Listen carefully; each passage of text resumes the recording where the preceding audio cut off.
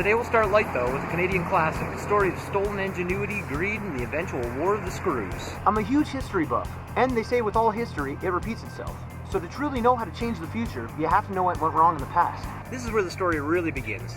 Peter Lindberner, or P.L. Robertson, was a Canadian inventor, philanthropist, industrialist, and just a whole bunch of other stuff, but he was most well known for creating the Robertson screw, or square socket drive.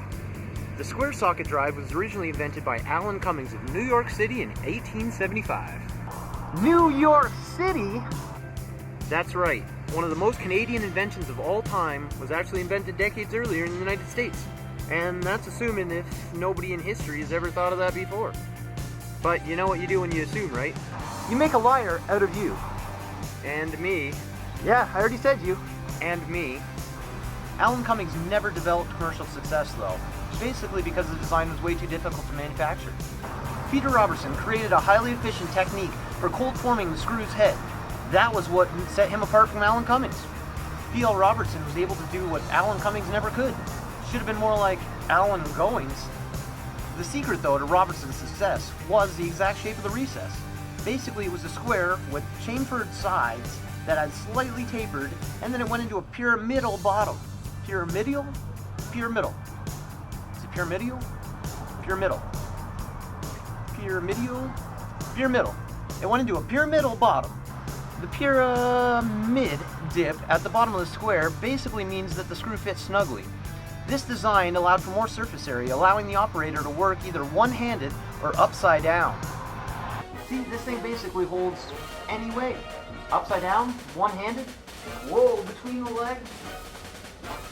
Robertson was working for the Philadelphia Tool Company in Eastern Canada when he was badly injured during a flat blade screwdriver demonstration for customers.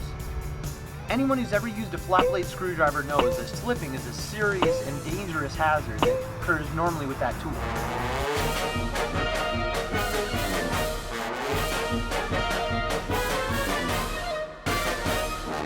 Did I mention it's extremely dangerous? This is where Robertson got the idea for a more efficient, better gripping square drive. In 1908, Robertson started producing his screws in Milton, Ontario. Then, in 1909, Robertson officially got the patent for his invention. Now's where history really gets good. Robertson knew he had something special with his invention, so he got to work looking for clients. The Fisher Body Company, which made car bodies for the Ford Motor Company, was one of Robertson's initial customers. They used over 700 Robertson screws in the original Model T automobile.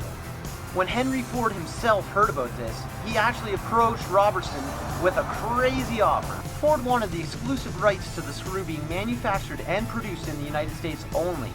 But because Robertson thought it was such a great idea, he didn't think it was in his best interest to limit the screw. This is where the screw wars begin. Shortly after Robertson's refusal, Mr. Ford began talking with Henry F. Philips. Philips had no problem with Ford's exclusive use and manufacturing rights, which eventually led him to become the biggest screw in the world. True story. Although Robertson had been proven to be a serious contender, because he didn't sign with Ford, that meant that he was limited to Canada only, which eventually let him down. Home Depot reports that Robertson screwdrivers account for only 5% of the total screwdriver sales in the United States. In Canada, that number jumps to 55%. Now get back to work. This world isn't going to build itself.